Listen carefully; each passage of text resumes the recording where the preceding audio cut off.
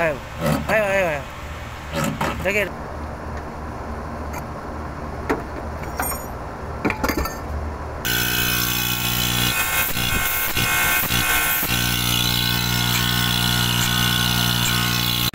Lasing tayo. Grabe.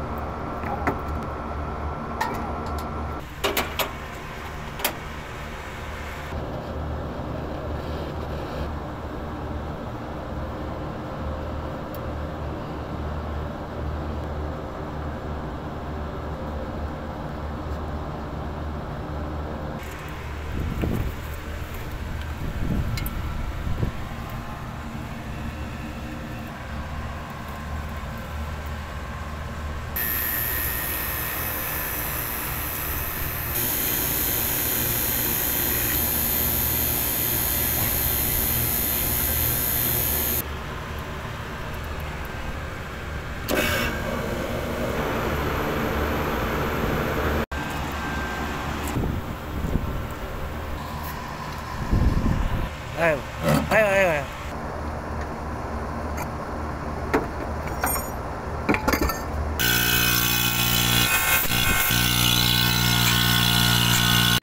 Lasing tayo. Grabe.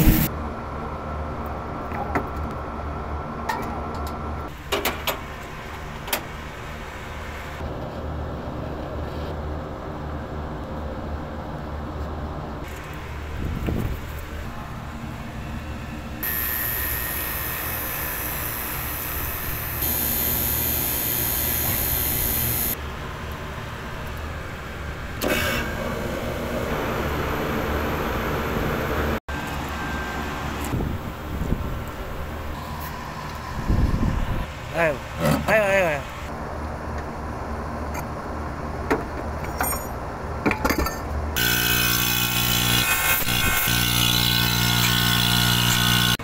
Lasing tayo. Grabe.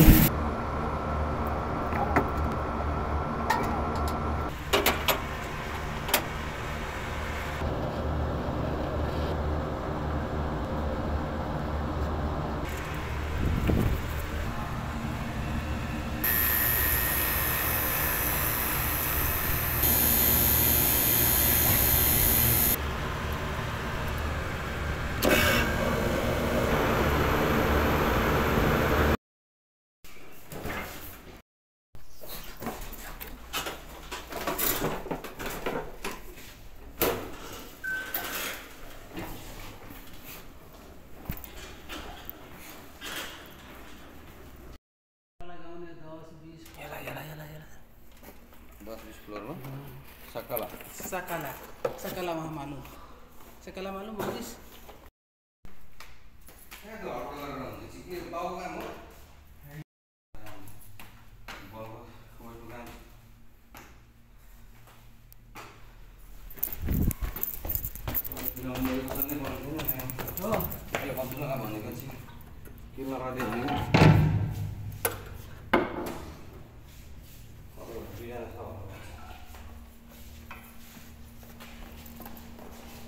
Terus sakit benar saya dong.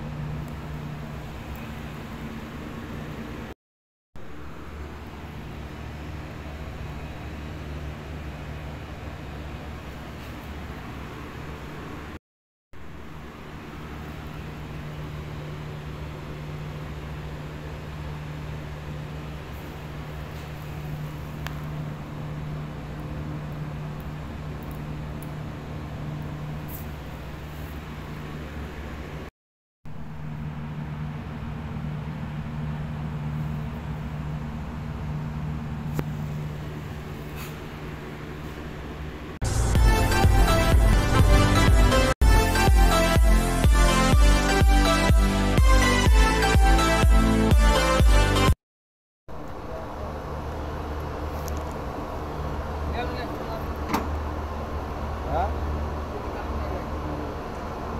Oh. Wala. Ha? Pok. Klase. Dito. Klase.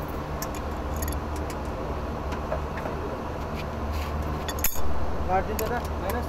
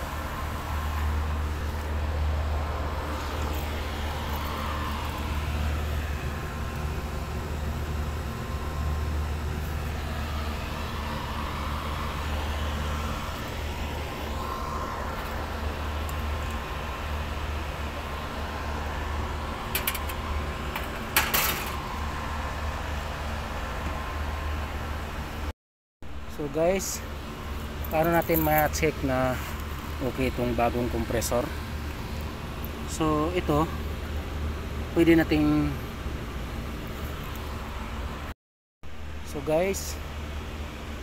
paano natin ma-check na okay itong compressor or may problema yung winding niya or yung mechanical niya?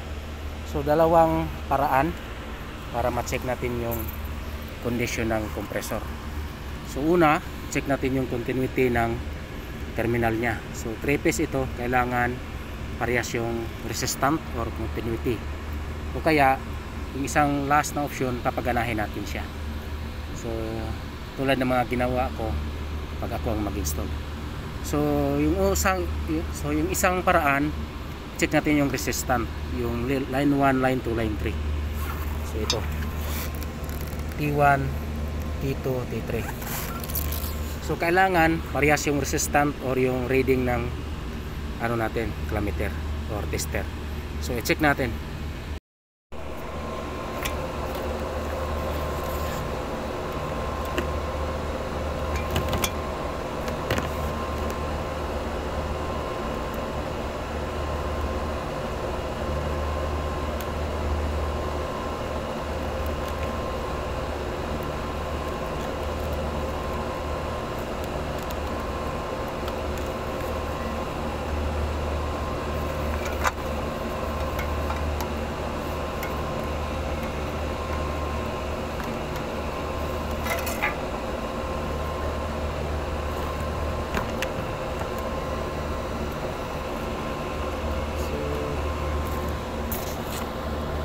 Line 2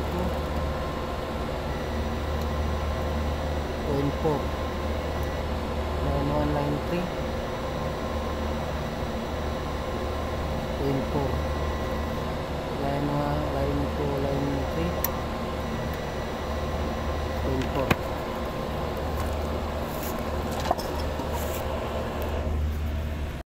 0.4. Rakip pada video pare.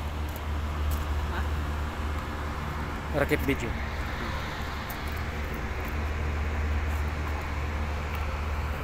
Lasim siya. Punta ko. Lasim siya pa na.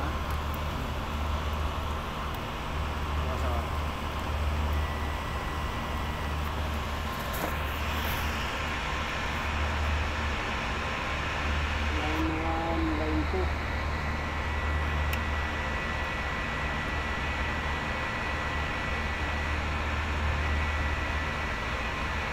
line 4, line 2, line 3,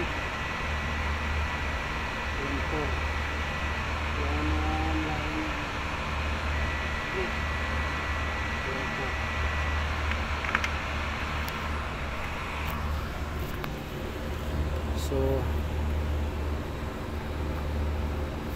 So parehas yung resistant niya. So it means okay siya.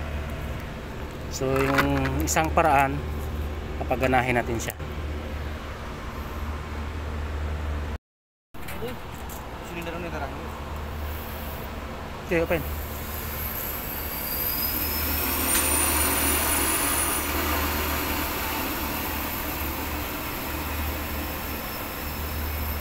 Open. Shit. Kelas badan. Add little bit ada. Close. Ada 11.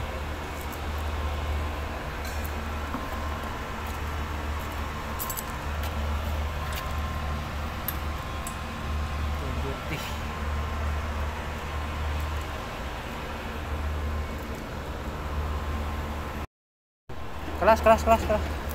Nah, Bang. Sakit badan transfer ini.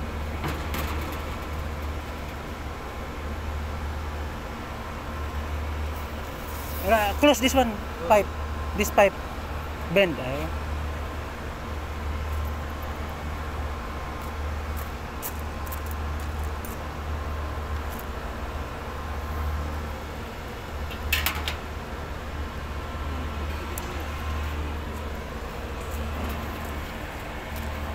Mungkin mag-pressure. Open.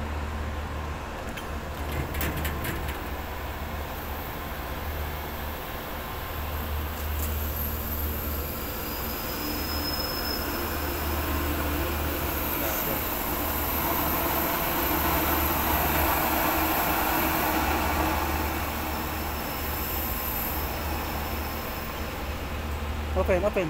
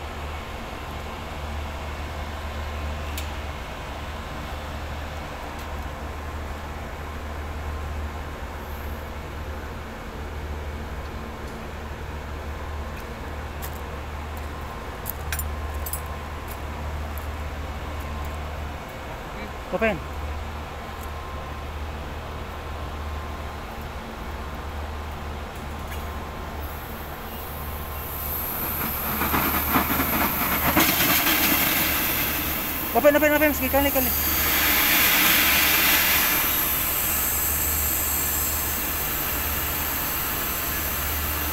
Open. Kelas.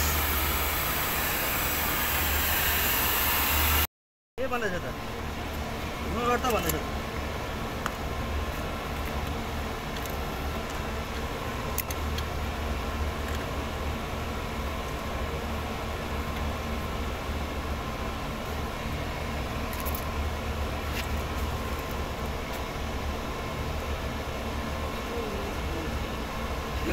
अनि कहाँ उसलाई आउँछ त अनि अब के भन्नु त इङ्ग्लिसमा बोल्नु नेपाली बोल्न आउँदैन हिन्दी बोल्न आउँदैन उसलाई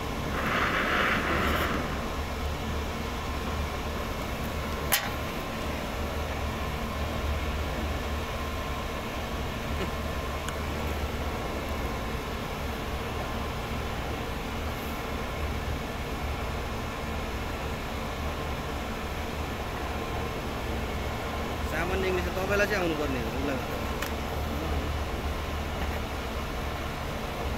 बेसिक इङ्ग्लिस पनि रहेन तपाईँलाई गाह्रो हुन्छ काम त्यही भएर मैले यसको काम नसिक्नु इङ्ग्लिस नभई यो नभई कम्प्युटर नभए यसको कामै छैन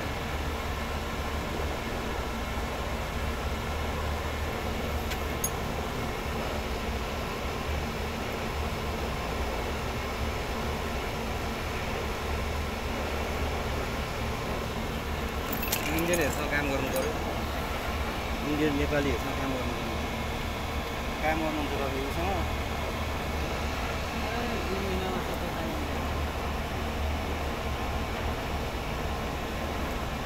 2-3 वर्षमा त तपाईँले सबै तालिम हासिल गरेर रहन्छ 2 महिनामा गरेर गऱ्यो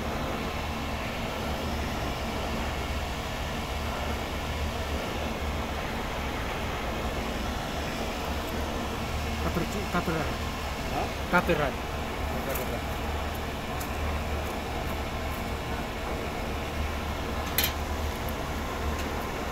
No, copyright. Copyright.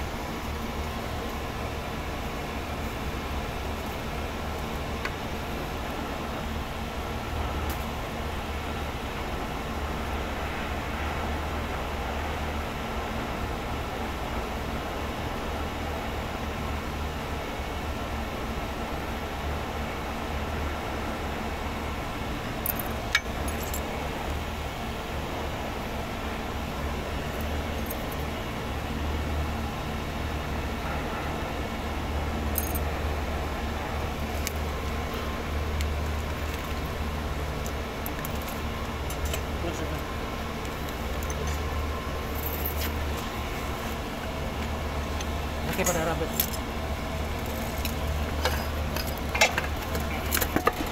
Oke, rambut.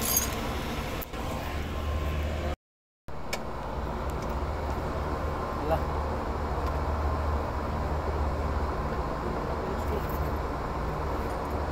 Soalnya udah sudah bikin tuh.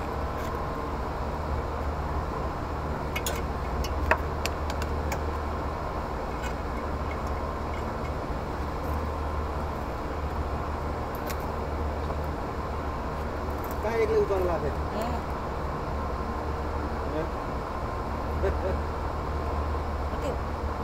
Leon. Nanti saya lagi. Ini mau berapa ya?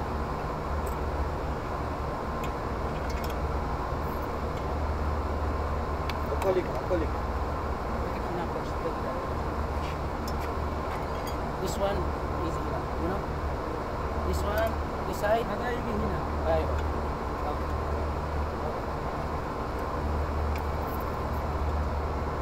Sakit na. Sakit. Alam mo ito iso. Iya dah. Mana dah. Keras. Ini rakit na bos. Iya, hasilnya udah. Untuk oke itu barat. Anak wahid barat sih. Leon tapi sakit. Ayo mah. Yalah.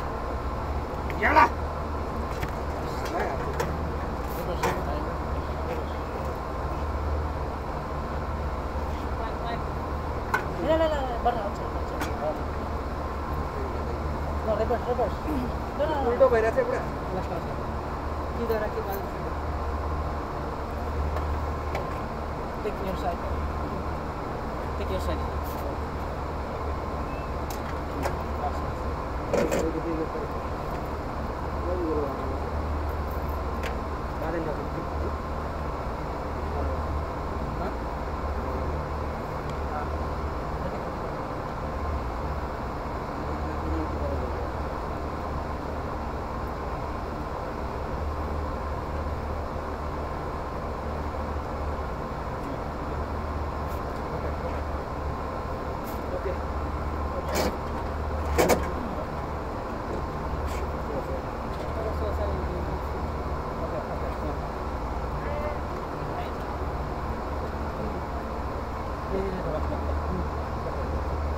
Saya sudah sebut. Anak-anak pos ini. Oke, first.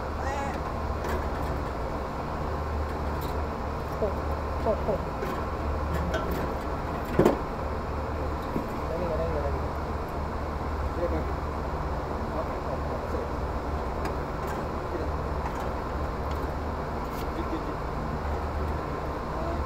See? Hours.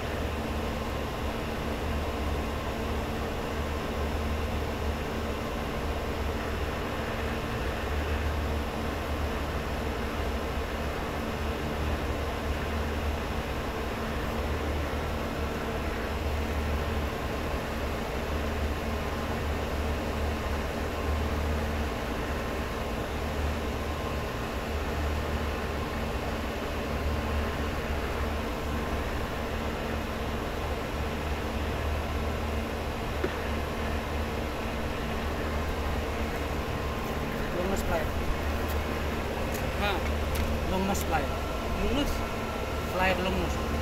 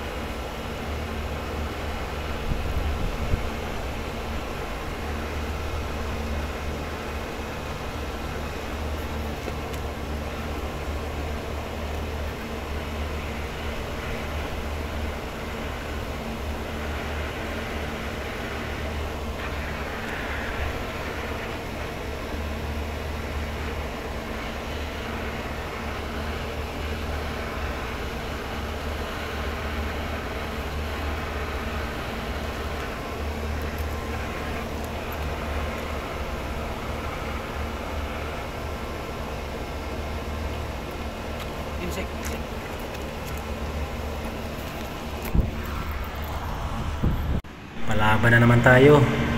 Compressor replacement 10TR 3-phase 230 volts.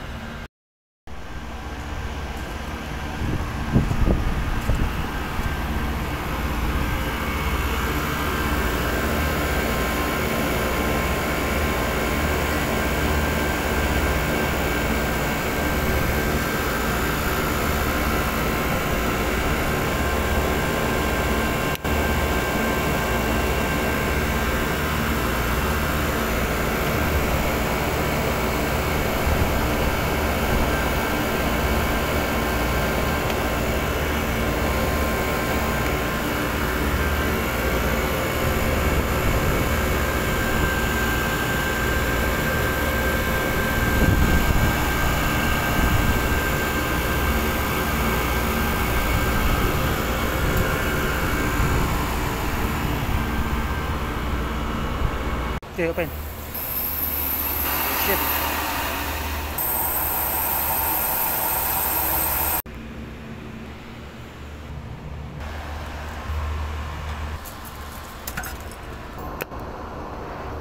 Balik.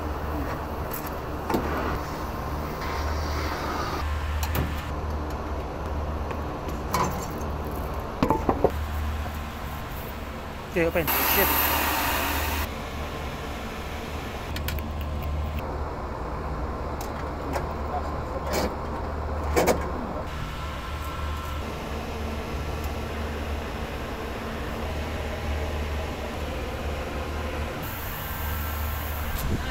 Unit यो छ unit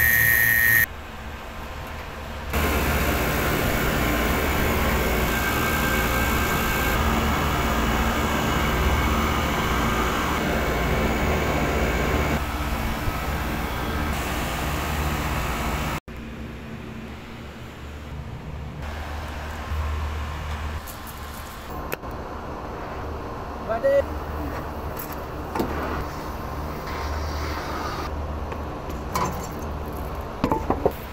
Okay, open. Shit.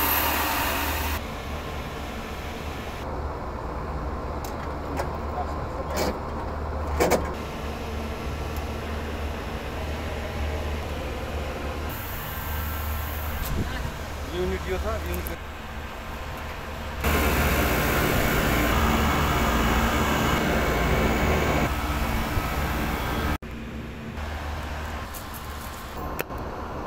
Balik.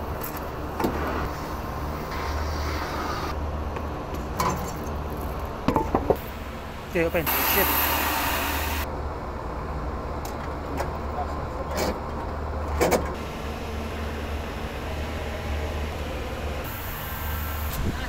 Unit यो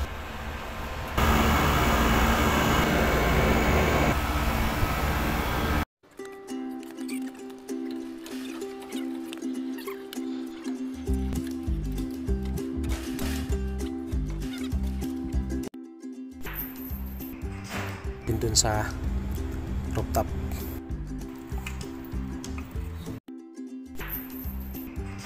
Din dun sa rooftop.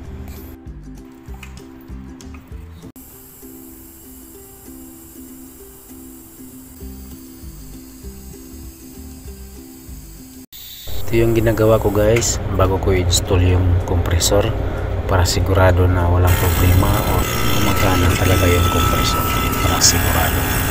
Ganito rin ba kayo bago nyo install or ihinang yung compressor sa unit?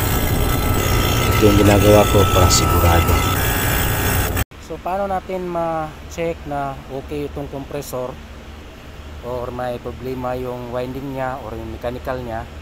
So dalawang paraan para ma-check natin yung condition ng compressor.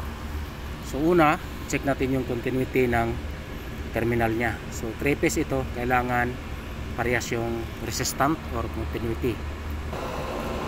Line 1, line 2, 0.4. Line 1, line 3, 0.4. Into line 3,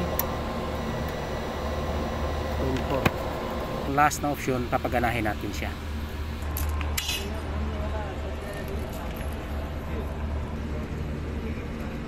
Okay.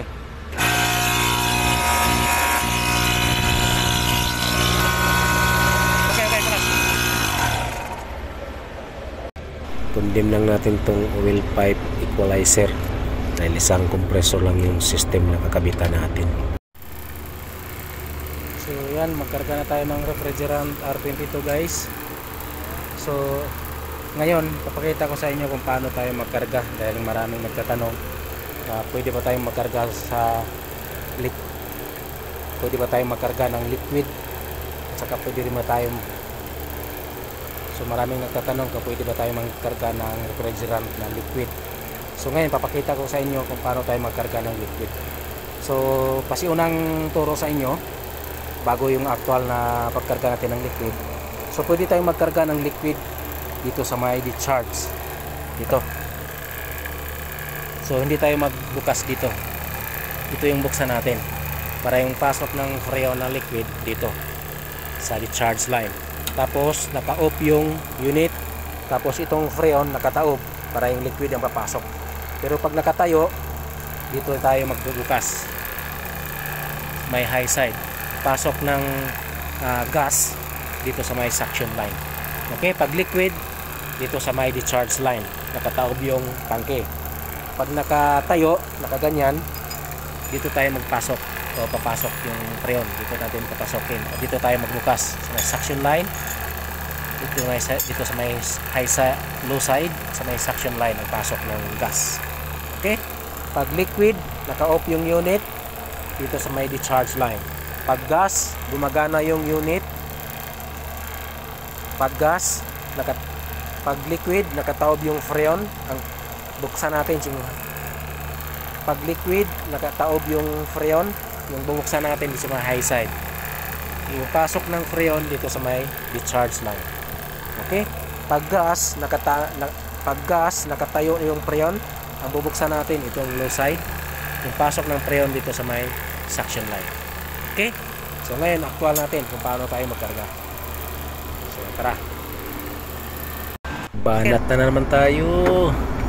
Ang hirap kumita ng pera guys. Pero okay lang yan. Ang importante, lumaban tayo ng patas.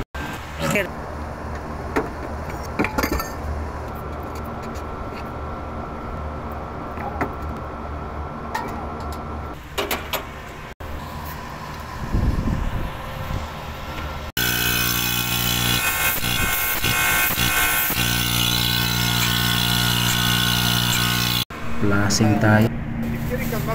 Grabe.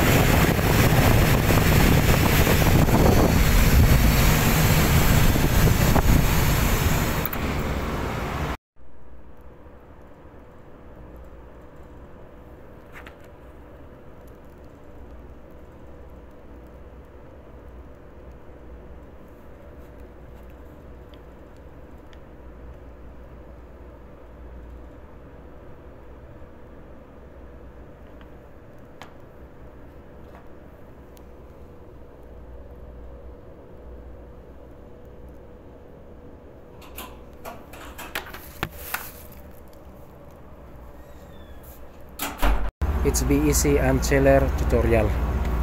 So ngayon guys, ito yung i-explain natin. TXV or thermostatic expansion valve. Ito silang dalawang system kasi ito. Meron din tayong unit na ang ginagamit capillary tube or replace automatic expansion valve or yung mga ganito. So ngayon, ano ba ang function niya or trabaho niya sa isang aircon unit? So ang trabaho niya or function niya sa isang aircon unit to limit or to control yung flow ng refrigerant mula sa condenser coil, itong pipe na to, papunta dito sa taas sa evaporator coil. So dahil nga meron tayong gas flow, high pressure refrigerant, high temperature, mainit. Ito. Nilimitahan niya yung flow of refrigerant kaya bumaba yung pressure papunta dito. Pag tagos dito, low pressure refrigerant, low temperature. Ibig sabihin, malamig. So, dahil nga maliit yung butas niya. Ito malaki yung pipe. Pag tagos dito, maliit na butas, nilimitahan niya yung flow refrigerant papasok dito sa evaporator coil. Kaya bumaba yung pressure dito, kaya lumamig yung freon. So yan yung simpleng explanation. Trabaho niya, siya yung taga-limit ng flow refrigerant papasok sa evaporator coil galing sa condenser coil. Okay? Kaya bakit lumamig yung freon? Okay? Dahil siya yung nag-limit ng flow refrigerant mula sa condenser coil to evaporator coil. TXV or thermostatic expansion valve. Okay? Nito mamaya. Release na tayo ng gas pressure. Yan lang ginagawa ko. Window aircon, high ampere na, ayaw na makapag-start. Wala talaga. Iyok mo na.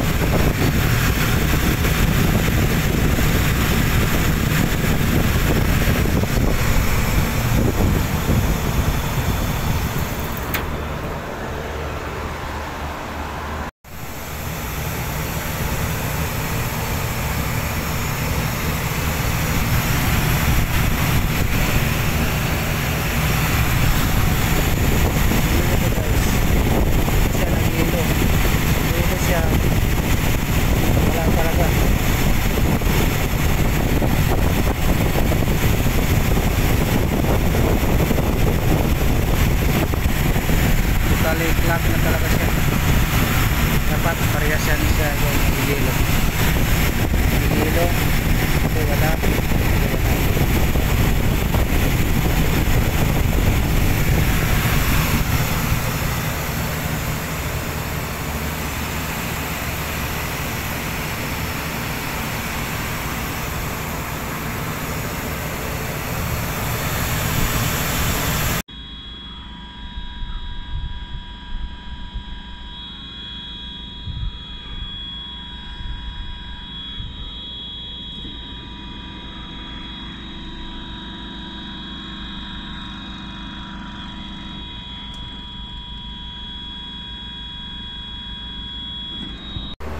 Magpalit tayo ngayon ng magnetic contactor. Ito yung papalitan natin. So ito yung papalit din natin with overload.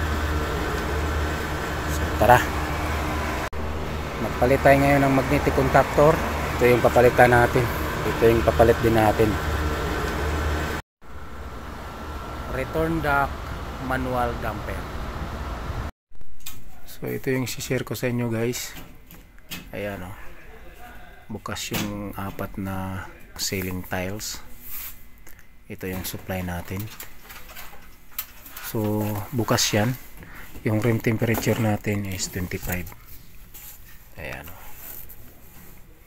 Yung seating natin is 21. Kaya 25 yung room temperature. Dahil yung binubuga ng AC natin na malamig na hangin galing dito sa supply, hinihigop lang din ng return dito. Dahil iniwan ng contractor yung ceiling tiles na hindi na ikabit. So yung return kasi dapat ay doon yung return niya.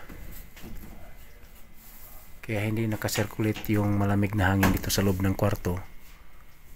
Bumabalik lang din doon, hinihigop ng return duct. Dahil bukas nga yan. Kaya yung room temperature natin is 25. So yan, diba? Dahil pag labas ng hangin, higupin lang din agad doon. Dapat makasirculate pa dito sa loob ng kwarto bago papasok doon. Yan yung return diffuser. So okay, so ito lang yung dahilan kaya hindi ma-reach yung thermostat setting. Ayan o, 25.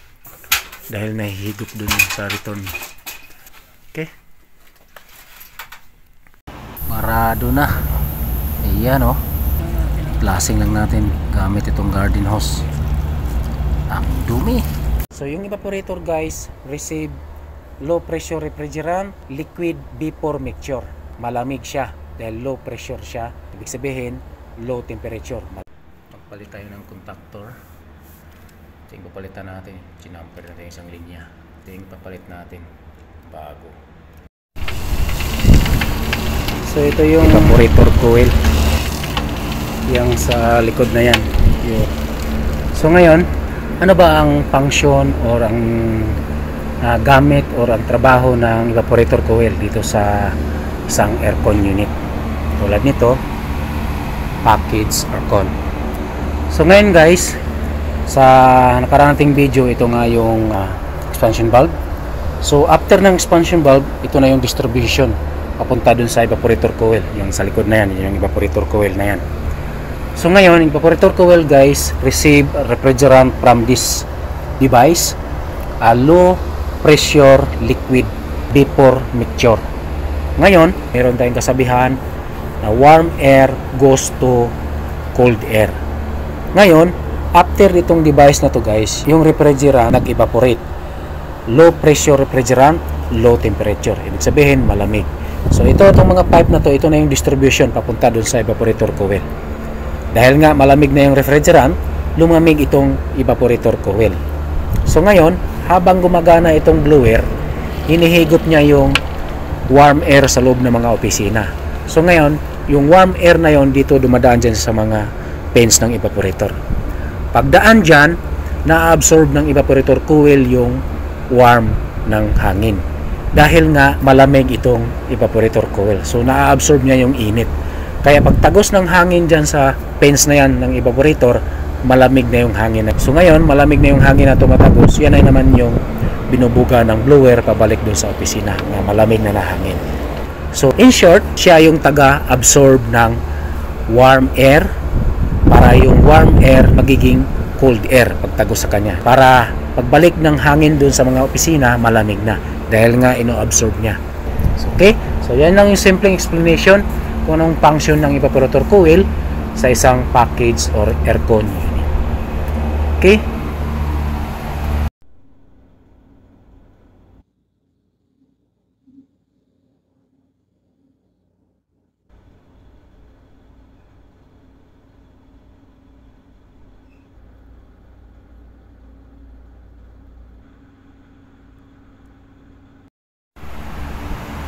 TS or temperature sensor. So ang function niya or ang trabaho niya dito sa isang package aircon na naka-BMS tulad niyan. So siya yung taga-sense, siya yung taga-reading ng return air temperature at saka ibibigay niya doon sa BMS para alam ng mga BMS operator yung return air temperature na bumabalik dito sa unit. para pag may complaint, alam nila kung ilan yung degree na i-adjust nila. Kung mag-complain ng mainit or malamig, alam nila kung ilan yung i-adjust nila na setting dun sa thermostat. Dahil siya ang nagbibigay ng return air temperature, kung ilang lamig ng hangin na bumabalik sa unit. Okay, so yan lang yung simple explanation.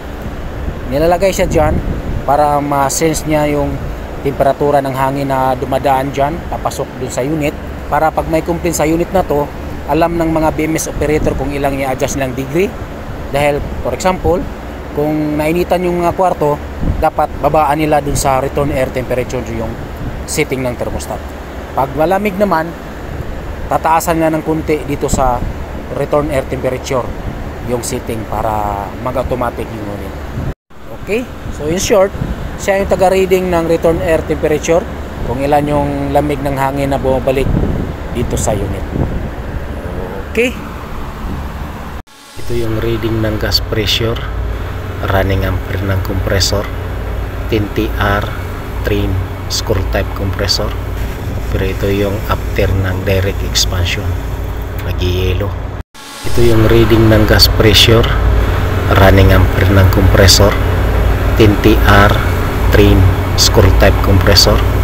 Pero ito yung after ng direct expansion, nag-yellow. Return duct manual damper. So ito. So ano bang purpose niya, guys? Ito sa return duct. Ayan o. Ayan. So ngayon, guys, bakit naglalagay yung mga HVAC engineer ng return air manual damper tulad niyan? So ang function niya or ang purpose niya, para pwede tayong mag-minimize or magbawas ng return air pabalik sa unit. Okay? Dahil pag sobrang lakas ng return air pabalik sa unit, guys, hindi na ma-reach yung setting ng thermostat dun sa loob ng mga opisina. Yan yung supply duct. Pagbuga dun sa mga diffuser na malamig na hangin, hihigupin lang din niya agad. Kaya pwede nating hinaan, pwede nating lakasan yung return air gamit niya. For example, niyan, 75% yung open ng return duct. Pag bubuksan natin ng 100%, ibig sabihin, mabilis lang yung balik ng malamig na hangin. Kailangan kasi na makasirculate ng maayos yung malamig na hangin sa loob ng mga opisina bago makabalik dito sa unit. Okay? Dahil pag buga ng supply air na malamig, tapos hihigupin lang din niya agad dito pabalik sa unit, hindi lalamig yung kwarto. Kailangan na makasirculate ng maayos yung malamig na hangin sa loob ng opisina bago makabalik dito sa unit. Kaya meron siyang return air manual damper. Okay? O, pwede mo pang hinaan, bawasan mo pa yan. So ganun lang yung function or ang purpose niya kung bakit mayroong ganyan, para pwede tayong magbawas ng return volume air. Pwede rin nating palakasin yung volume air pabalik dito sa unit. Okay? So yan lang yung simpleng explanation niya. Function or ang purpose niya kung bakit mayroong ganyan, para pwede tayong magbawas ng return volume air. Pwede rin nating palakasin yung volume air pabalik dito sa unit. Liquid line filter dryer. So ano bang function niya dito sa isang aircon unit? Tulad nito, package aircon. So ito yung tuturo ko sa inyo, guys. Itong dalawa na yan, liquid line filter dryer. So ano bang function niya or yung trabaho niya dito sa isang aircon unit? Tulad nito, package aircon. So ito yung check natin. Meron tayong isang unit na hindi gumagana. So wala ring power dito sa PCB. So i-check natin yung power supply, yung unang So yung unang i-check natin yung power supply dahil walang power itong PCB. So naka-switch on naman yung isolator switch niya or yung safety switch. So ito yung body nameplate niya.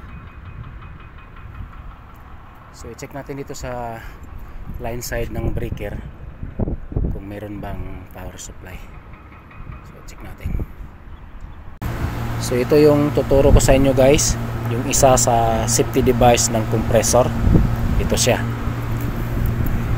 overload protector. or thermal protector. So ito siya, nakikita natin, pero yung ibang compressor, lalo na sa mga split aircon, window aircon, hindi natin makikita dahil nasa loob ng winding ng compressor naka-install, tapos naka-series lang yun sa common terminal ng compressor. Pero ito siya naka-separate, so ikaw na lang maglagay ng connection para series mo sa magnetic contactor coil. So paano ba niya maprotektahan yung compressor? So ito kasi guys, thermal init. So ngayon, may sariling calibration yan kung gaano lang ang init na kaya niyang i-handle. So supposed to be, yung compressor malamig talaga yan dahil dito sa suction pipe na pumapasok na freon na malamig. Hanggang dito, pababa, malamig yan. Ito sa head, pataas, mainit yan dahil nga nagpa-pump siya ng refrigerant. So ngayon, for example, meron tayong problema sa power supply or sa system, so iinit yung compressor. So pag umiksi dun sa calibration ng overload protector, mag-trigger siya. So ito kasi connected yan ngayon. Pero pag uminit yung compressor, umiksi dun sa calibration niya, mag-trigger siya, mag-cut off yan. Ibig sabihin, hindi na siya connected. So ito kasi, nakaseries yan dito sa E2 ng magnetic contactor coil. So pag mag-trigger siya, ma-switch up itong contactor. So itong contactor yung bibigay ng power supply ng compressor.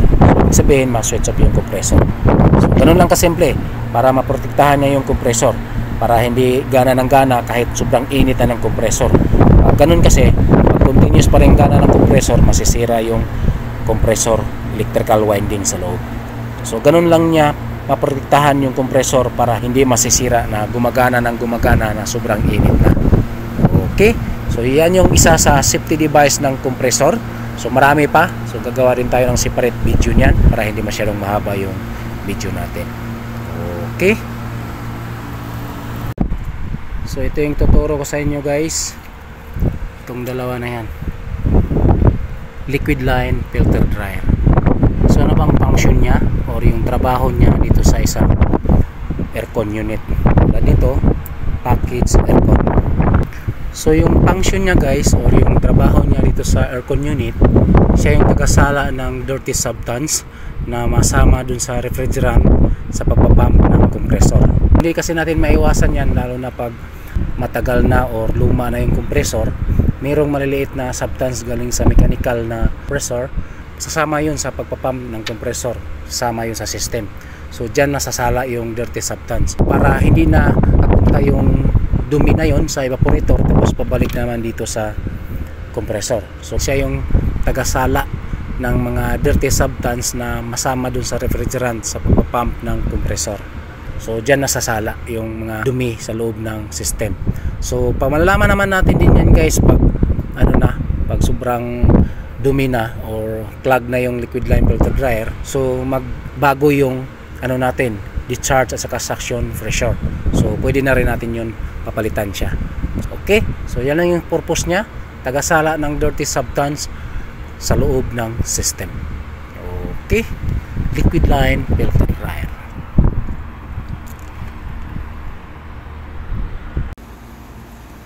So ito yung tuturo ko sa inyo ngayon guys, isa sa safety device ng compressor. Ito siya, low pressure switch. Naka-mount siya or nakakabit siya dito sa may suction pipe. Ayan. So ngayon, ano bang function niya or purpose or trabaho niya dito sa isang aircon unit? So ngayon guys, paano ba niya maprotektahan yung compressor? Dahil nga safety device siya ng compressor. So ngayon, ito siya, meron siyang pressure calibration. Magdepende yan sa type ng refrigerant, kung anong refrigerant na gamit sa isang unit. So ito, R22, yung pressure calibration niya guys is 35 PSI. So ibig sabihin, yung gas pressure ng system bumaba ng 35 PSI, mag-trigger siya or mag-cut off siya. Ibig sabihin, itong dalawang linya mag-disconnected. Dahil ngayon na okay yung system, connected yan. So ngayon, paano niya maprotektahan yung compressor? So ganito yan guys. Itong dalawang wire, naka-series din yan dito sa magnetic contactor E2 na coil. So pag mag-trigger siya, ma-switch off niya tong magnetic contactor. So ngayon yung magnetic contactor ito yung nagbibigay ng power supply ng compressor. So ibig sabihin, ma-switch off yung compressor. So ganun yung trabaho niya or purpose or function niya, to protect the compressor na hindi gana ng gana kahit kunti na lang yung refrigerant gas sa system. Dahil pag gumagana yung compressor na kunti lang yung gas pressure, masisira yung compressor na pwedeng masira yung electrical winding or yung mechanical ng compressor. So ito yung nagpo-protect ng compressor na hindi masisira ng gana na kaunti na lang yung refrigerant sa system. Okay? Low pressure switch, isa sa safety device ng compressor. Okay? So ganoon lang kasimple yung trabaho niya. So ito yung tuturo ko sa inyo ngayon guys, isa sa safety device ng compressor. Ito siya, low pressure switch. Naka-mount siya or nakakabit siya dito sa may suction pipe. Ayan. So ngayon, ano bang function niya or purpose or trabaho niya dito sa isang aircon unit? So ngayon guys, paano ba niya maprotektahan yung compressor? Dahil nga safety device siya ng compressor. So ngayon, ito siya, meron siyang pressure calibration. Magdepende yan sa type ng refrigerant, kung anong refrigerant na gamit sa isang unit. So ito, R22, yung pressure calibration niya guys is 35 PSI. So ibig sabihin, yung gas pressure ng system bumaba ng 35 PSI. Pag bumaba yung freon o refrigerant pressure dito sa pipe na to ng 35 PSI, mag-trigger siya or mag-cut off siya. Ibig sabihin, itong dalawang linya mag-disconnected. So ngayon na may pressure yung system, connected tong dalawang wire. Pero pag bumaba yung pressure ng 35 PSI, mag-disconnect tong dalawang wire. So ngayon, paano niya maprotektahan yung compressor? So ganito yan guys. Itong dalawang wire, naka-series din yan dito sa magnetic contactor E2 na coil. So pag mag-trigger siya, ma-switch off niya tong magnetic contactor. So ngayon, yung magnetic contactor ito yung nagbibigay ng power supply ng compressor. So ibig sabihin, ma-switch off yung compressor. So ganun yung trabaho niya or purpose or function niya, to protect the compressor na hindi gana ng gana kahit kunti na lang yung refrigerant gas sa system. Dahil pag gumagana yung compressor na kunti lang yung gas pressure, masisira yung compressor na pwedeng masira yung electrical winding or yung mechanical ng compressor. So ito yung nagpo-protect ng compressor na hindi masisira ng gana na kaunti na lang yung refrigerant sa system. Okay? Low pressure switch, isa sa safety device ng compressor. Okay? So ganoon lang kasimple yung trabaho niya.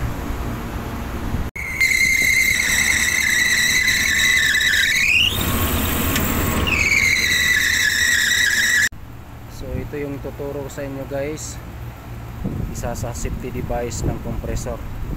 Ito siya, high pressure switch. Naka-install siya dito sa may discharge line na pipe. Ito siya. So ngayon, ano bang function niya or purpose niya, trabaho niya dito sa isang aircon unit? Tulad dito, package aircon. Paano ba niya maprotektahan yung compressor? Dahil nga isa siya sa safety device ng compressor. So ganito yan. So ito siya guys, high pressure switch. Meron siyang pressure calibration. Magdepende yan sa type ng refrigerant, kung anong refrigerant ng gamit ng isang unit. So ito, R22, yung pressure calibration niya guys is 400 PSI. So ngayon, for example, habang gumagana na yung unit or compressor, umexceed dun sa 400 PSI yung pressure refrigerant dito sa pipe na to, dito sa may discharge line. So pag umexceed yung refrigerant pressure dito sa may discharge line ng 400 PSI, mag-trigger siya or mag-cut off siya or mag-disconnected itong dalawang wire. Okay? Dahil ito nga normally close. So ngayon, mag-normally open siya, ma-disconnected itong dalawang wire. Yung connection nito guys, naka-series din yan dito sa magnetic contactor coil A2. Okay? So ibig sabihin, kung mag-trigger siya, ma-switch off niya itong magnetic contactor. So itong magnetic contactor, ito yung nagbibigay ng power supply ng compressor. So it means ma-switch off yung compressor. Okay? So ganun lang ka-simple kung paano niya maprotektahan yung compressor. Hindi niya hayaan na gumagana yung compressor na sobrang taas ng refrigerant pressure dito sa may discharge line. Hanggang lang dun sa 400 PSI. Dahil pag ganun, pag continuous pa rin yung gana ng compressor na sobrang taas na ng discharge line pressure, ang possible na mangyayari, masisira yung compressor, either yung valve plate ng compressor or yung electrical winding ng compressor. Okay, ganun lang kasimple kung paano niya maprotektahan yung compressor or yung function niya dito sa isang aircon unit. High pressure switch, isa sa safety device ng compressor. Okay, so ito yung tuturo ko sa inyo guys, isa sa safety device ng compressor. Ito siya, high pressure switch. Naka-install siya dito sa may discharge line na pipe. Ito siya. So ngayon, ano bang function niya or purpose niya, trabaho niya dito sa isang aircon unit? Tulad dito, package aircon. Paano ba niya maprotektahan yung compressor? Dahil nga isa siya sa safety device ng compressor. So ganito yan. So ito siya guys, high pressure switch. Meron siyang pressure calibration. Magdepende yan sa type ng refrigerant, kung anong refrigerant ng gamit ng isang unit. So ito, R22, yung pressure calibration niya guys is 400 PSI. So ngayon, for example, habang gumagana na yung unit or compressor, umexceed dun sa 400 PSI yung pressure refrigerant dito sa pipe na to, dito sa may discharge line. So pag umexceed yung refrigerant pressure dito sa may discharge line ng 400 PSI, mag-trigger siya or mag-cut off siya or mag-disconnected itong dalawang wire. Okay? Dahil ito nga normally close. So ngayon, mag-normally open siya, ma-disconnected itong dalawang wire. Yung connection nito guys, naka-series din yan dito sa magnetic contactor coil A2. Okay? So ibig sabihin, kung mag-trigger siya, ma-switch off niya itong magnetic contactor. So itong magnetic contactor, ito yung nagbibigay ng power supply ng compressor. So it means ma-switch off yung compressor. Okay? So ganun lang ka-simple kung paano niya maprotektahan yung compressor. Hindi niya hayaan na gumagana yung compressor na sobrang taas na ng refrigerant pressure dito sa may discharge line. Hanggang lang dun sa 400 PSI. Dahil pag ganun, pag continuous pa rin yung gana ng compressor na sobrang taas na ng discharge line pressure, ang possible na mangyayari, masisira yung compressor. Either yung valve plate ng compressor or yung electrical winding ng compressor. Okay? Ganun lang kasimple kung paano niya maprotektahan yung compressor or yung function niya dito sa isang aircon unit. High pressure switch, isa sa safety device ng compressor. Okay? Mapi, gari binabay ko lang. Hello. Tidak.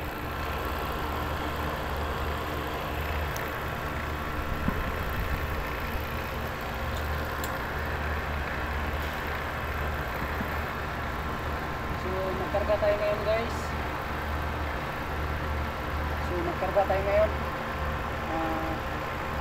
Paano tayo magkarga? Ganito. Para natin to.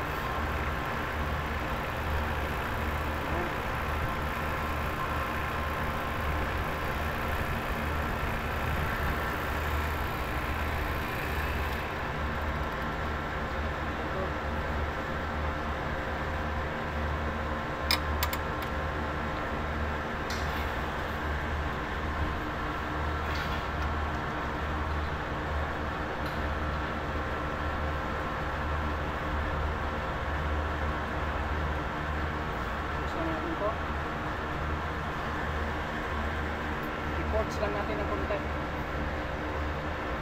Yung hangin dito, palapasin natin. Ayan.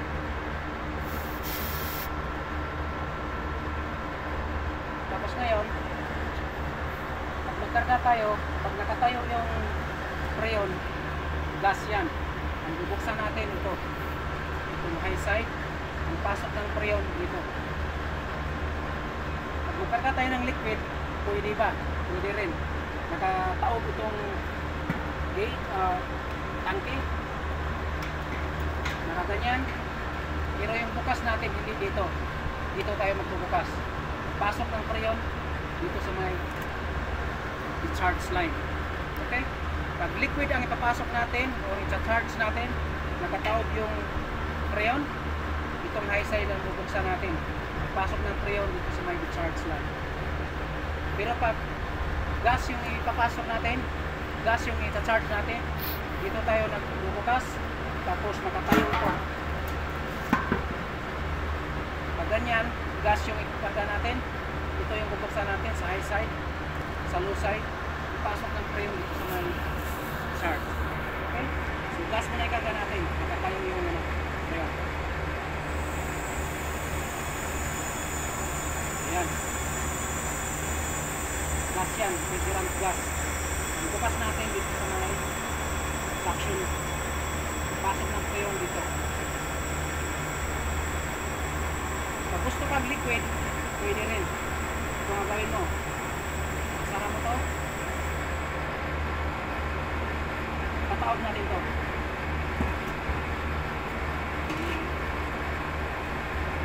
Ngayon, yung bubuksan natin, ito na. Yung discharge line, pasok ng freon dito.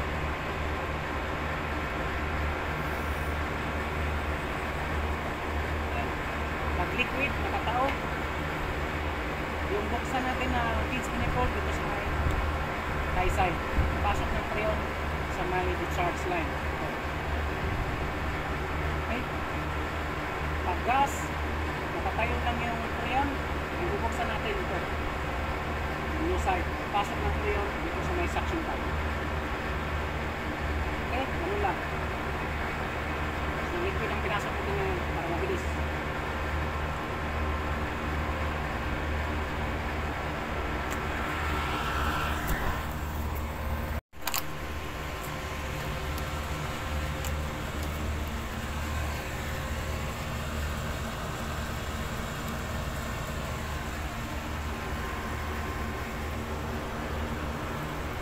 Guys? Ha?